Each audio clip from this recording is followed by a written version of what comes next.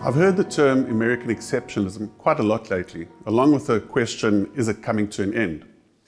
But what does it actually mean? And what does the exceptionalism refer to?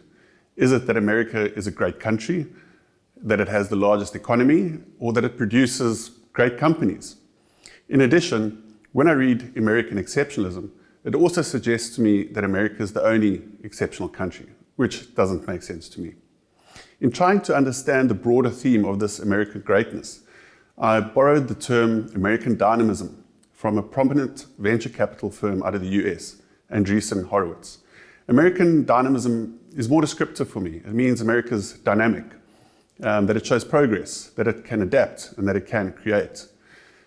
All the way back to the adventurous Brits that arrived in the US in the early 1600s, to cowboys and the California gold rush, to the first skyscrapers and the atomic bomb. Americans have invented the light bulb, modern day electricity, television, the airplane, the transistor, and the microprocessor, and so much more. Americans are indeed dynamic. In trying to understand what drives US dynamism, let's look at the traits underlying America.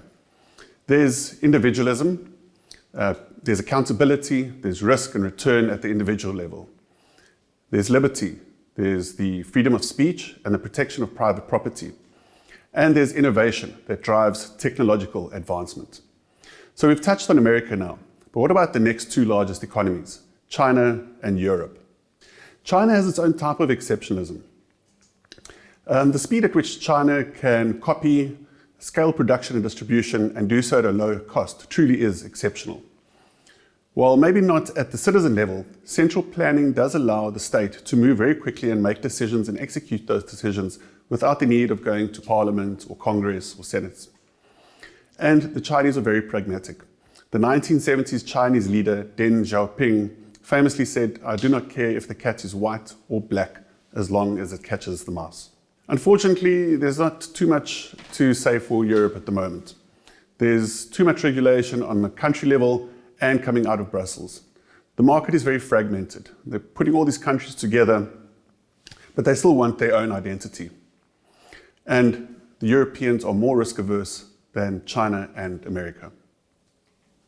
So if I can put it down into one slide, the US innovates. About 2 years ago, OpenAI came out of nowhere and started this next wave in artificial intelligence.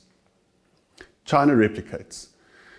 DeepSeek, a direct copy to the OpenAI, showed that China could copy quickly, but could also do so at a lower cost and could be more efficient when it comes to energy and chips usage.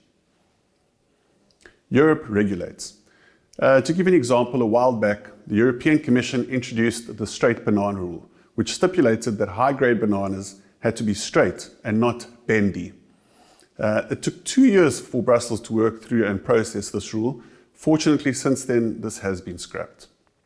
Okay, so the US innovates, China replicates, and Europe regulates. So what does this mean in terms of finding successful companies to invest in? We'll find out in part 2.